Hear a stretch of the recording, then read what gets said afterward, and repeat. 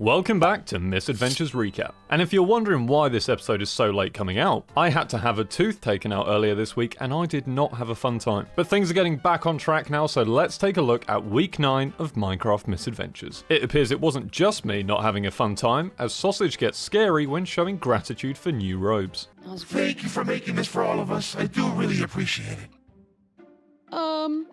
Anyone else? Oh yeah, no, you're welcome. What a day! What is that? Woo! There's a new hot bod in town and we see that Martin is more than just the postman. That one as well. Yep, perfect. And pull. Hot rod, hot bod. Am I right? Surely you don't even need Joel's approval. He would say yes to this in a heartbeat. And Scott seemed to be somewhat underwhelmed at the Speedrunners Guild headquarters. This is Fair. it. Whoa! Oh. What is this? Yep, this is it. What do you think?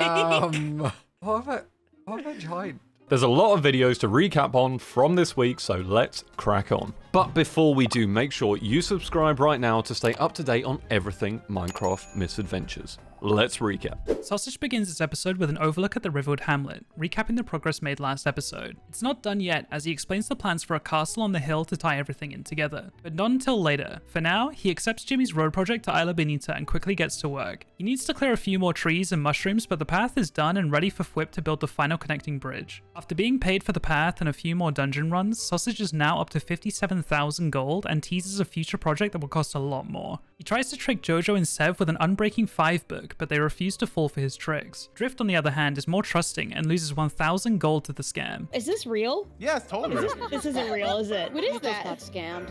Did I just get scammed? He returns the money and Shelby unveils the new matching community robes. But something tells me she regrets ever joining this cult. Thank you for making this for all of us. I do really appreciate it.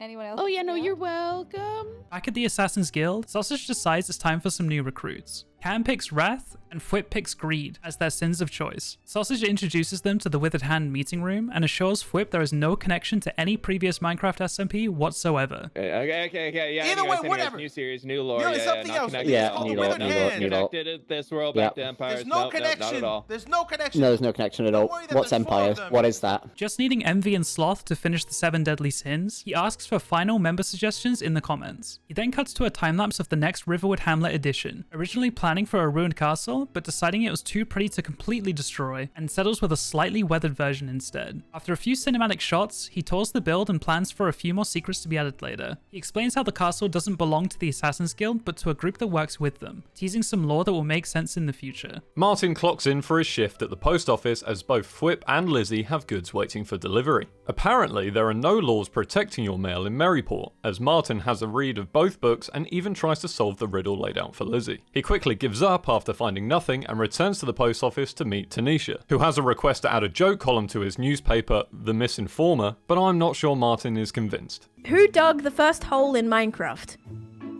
I don't know. Who did the first hole? A worm, probably. That was it. Okay, so listen, right? Taking a break from the mailman day job, he heads to his Orchidea home to unwind with some fishing, just to find out he has an eviction notice for not making use of the plot. He then cuts to a time-lapse decorating his home, now named the Suri Spot. Well, that's not fun to say when you've had a tooth taken out. After showing off his collection of rods, he meets up with Jimmy to hear more about his new fishing club, but it seems Jimmy needs more convincing. Here he comes. Yes. Give me a spin. Give me a spin. Oh.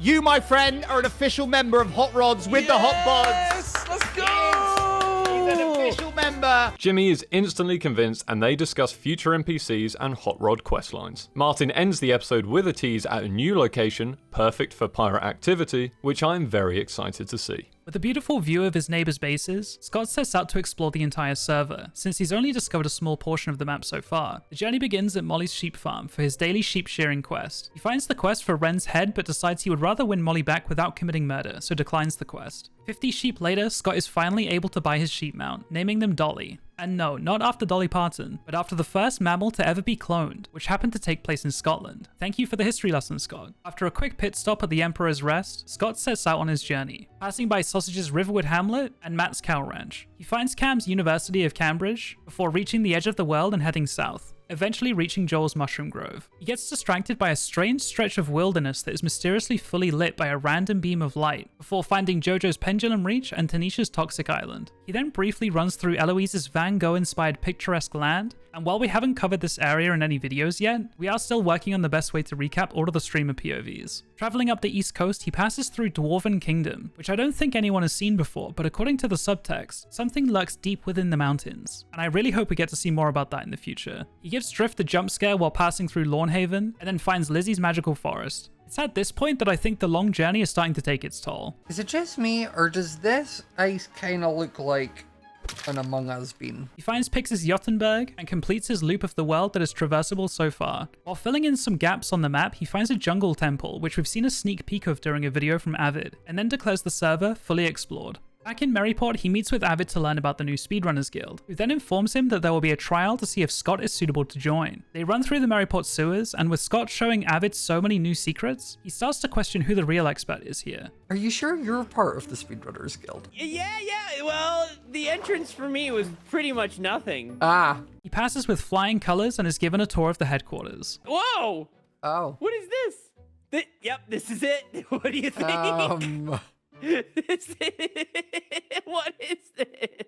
What a giant. Scott ends the episode with a long-awaited update on Terry, who has found his new home outside the walls of Maryport, living his best life as a tree frog. Jojo explains her plans to connect the Timekeeper's dwelling to the future village below with a beautiful diagram. But that project is put on hold as she heads to Maryport to begin decorating the Speedrunners Guild HQ, building a mini sewer entrance for Maryport sewer times, and leaving Sausage space to build the same for the Lost Crypt. She sets up the lecterns and books, and makes sure to log her new Lost Crypt PB. She then meets with Fwip to get Pendulum's reach surveyed for a path and bridge, adding a 50% tip to get the project done as soon as possible. She then collects her community robes from Shelby, but then gets jump scared by her new eyes. Oh my god, I have eyes. Wait, this is so cursed. Oh my god. I can't believe I have eyes. With her eyes now back to normal, she begins her massive terraforming project. She explains village plans with market stalls and a cave dug into the mountain with a potential fun addition to come in the future. Jim and Lil Tim set off on an adventure to Joel's Mushroom Grove. He gets a tour of the area, but most importantly, the Hot Rods Hot Bods fishing clubhouse, where they share a very intimate moment. And then out here, the little fishing platform. Look at this view. What a view that is. That is a The view. ocean. Beautiful. This Lovely, is isn't it? beautiful. This Don't is... look to Right, my sorry, eyes after I've said that. sorry. God, Sorry. man. Back on Isla Bonita, Jimmy shows off the now decorated interior of his house, and besides adding a hammock and maybe a few more palm trees, declares the island finished, which means it can now be handed over to Lizzie to add in some various NPCs for the spa and Hot Rod Clubhouse. Back in Orchidia, he meets with Martin to discuss Hot Bod business, and I think it's safe to say, Jimmy is a fan. Give me a spin. Oh. Wait. Turn round. Turn. Stay there. What? I might have a tail, yeah. Is that tail? And with that, Martin becomes the newest member of the club. Ren returns to the server to find out Molly has put a bounty on his head, so he plans to lay low in the wilderness for a while. He heads to the Lost Crypt to load up on shulker boxes, bones, and XP, but not before stopping in at the Emperor's Rest. He buys out some of the inventory and heads into the crypt. While battling through the dungeon, he tries out the mythical mead in hopes of giving him some kind of buff, just to be rewarded with nausea and slowness. This is a terrible, terrible drink. Awful. Oh my goodness. Mythical mead? Do not recommend. He completes the crypt and plugs his live streams for anyone wanting to watch more dungeon runs. After scouting out a location up high in the hills outside of Maryport, he meets with Lizzie to purchase the Hound's Retreat. He then cuts to a time-lapse of the tower build, which looks incredible from the Maryport gate. He ends the episode with plans to continue detailing and building out the retreat over the coming weeks. Shelby summons Fwip to collect his new road builder's uniform, and to one-up Avid, he makes sure to tip an extra 100 gold. Avid and Drift then come by to donate some wool and get a tour of the circus. She talks through her plans for the carnival with various food stalls, games to play, and rides, including a merry-go-round that would double as a way to display all of the available types of mounts on the server, which brings her to Molly's sheep farm. Since she didn't kill that many sheep, it doesn't take long for her to fix her reputation and buy the sheep mount. She then finds Travis and begins the grind for the goat mount, which as it turns out, wasn't much of a grind at all, as it only took 15 quest completions to unlock the mount, compared to Pix's 40 and Avid's 215. 4 stacks of food later, later, she buys the brown rat mount from Slink and farms Maryport Rep to buy the horse mount from Lena Colt. She expands her circus claim, which is now the size of Maryport, and clears out all of the trees to prepare for building. She meets with the community members to hand out the new matching robes, and did such a good job that she even convinced a new member to join the cult. I already showed these to Avid, and he said that if these are our robes, he will 1000% join the cult. So we've already recruited based off the robes. Yes. Yep. Another. Avid begins his episode with an acacia button, which is apparently adored by the stream viewers. He moves it from the door to another wall where he finds out the button makes a noise. Is that a book? Has this always been here? What? Space Handbook. The book is narrated to him as he tries to figure out what is going on, stopping on a page that describes how to leave your planet, which we will see more of later. But for now, he's back in Maryport to coach Scott and help him pass his entrance exam to the Speedrunners Guild, which of course means needing to dress the part. Okay, well then, I think so. I need to change. Give me 1 second. Okay. Okay, I'll be right back. Well, I called it.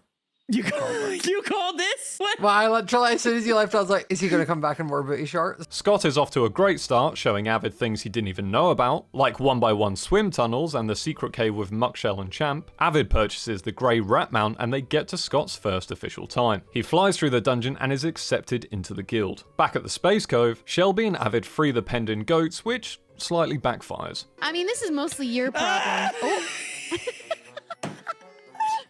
Really good knockback. He then meets with Drift at the Lawnhaven Tower to test out his parkour skills. He gets slightly distracted by the beautiful views, and after many falls, Jojo comes to see how they're getting on. I want to show you how good I've gotten at parkour today. Oh, yeah? Yeah. All right. You ready Go to see? for it. Watch me. Yep. Okay.